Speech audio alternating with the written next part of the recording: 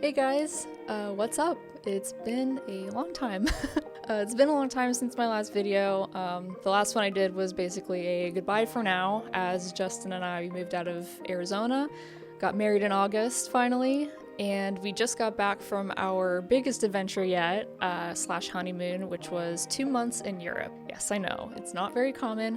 I did work half of that remotely, but through all of that, with our own creative fields, we absorbed so much inspiration. We saw so many things that just lit up that creative fire inside of us, and I thought, what better video to make upon returning than to make one about how to funnel that into creating something and how to make that into an art form, whether that's design, animation, illustration, you name it. So in this video, I'm going to talk about 5 different ways to artistically manifest your travel inspiration, sights, and memories into something really cool.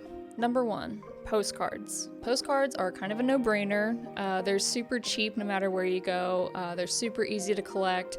Even better if you get a photo album and just kind of keep them all in there as like a makeshift scrapbook of some kind of all your travels. I actually have one. I've been collecting postcards for years now. And it's always super cool, you know, write something on the back of them as a keepsake. But to make your own postcards, that's a totally different story, and I think it's even more memorable. Essentially, you just design however you would design using the proper dimensions. Make sure it's at least 300 DPI for print, so it's high res. And then there's a ton of websites out there that you can use to get them printed off, sell them on your online store or something, use them as greeting cards or Christmas cards, birthday cards, whatever. There's endless options. But it's super cool to be able to take kind of a mental snapshot of one of your favorite places or just a memory that you had when you were traveling and making that into a nice little composition, maybe some really nice type on there too. Give it a little retro vintage effect. Can do whatever you want with it. Yeah, just have fun making postcards, I guess.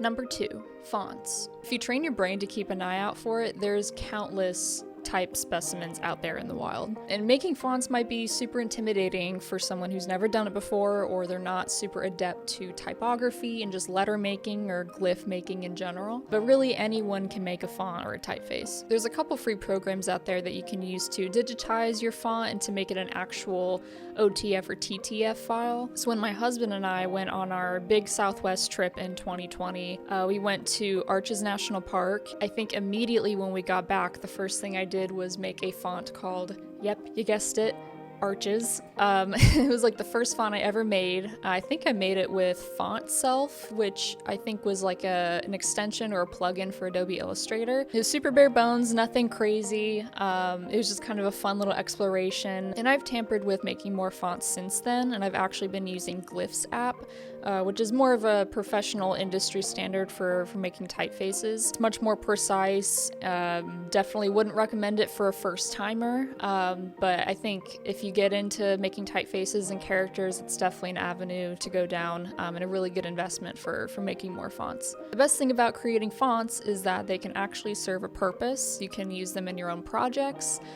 or you can sell them online. Number 3, animating scenes or stills. So this is one I'm super excited to try out eventually. Imagine one of those lo-fi hip-hop background, I guess, looping animations that you see on YouTube that's just hours of like chill music, but it's a super calming background with like leaves falling or steam coming out of a coffee cup or something. But imagine taking a photo that you took on your trip in like a really nice composition, or the lighting was really nice, and basically redesigning it or illustrating it however you want, and then animating little bits of that. And even better if you can add some ambient sound to it, like, you know, people walking or kind of like talking in the background, or coffee being made, or dishes kind of clinking, like if it's in a restaurant or something. So it's a really great way to practice your illustration or design skills, but especially your animation skills as well. It's not a super intense kind of animation. It's making a couple loops, but it's just adding some of that tertiary ambient animation and hopefully sound to it.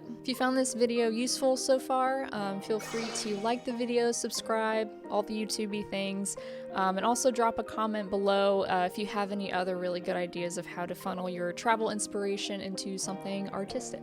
Number 4, traveling paint book.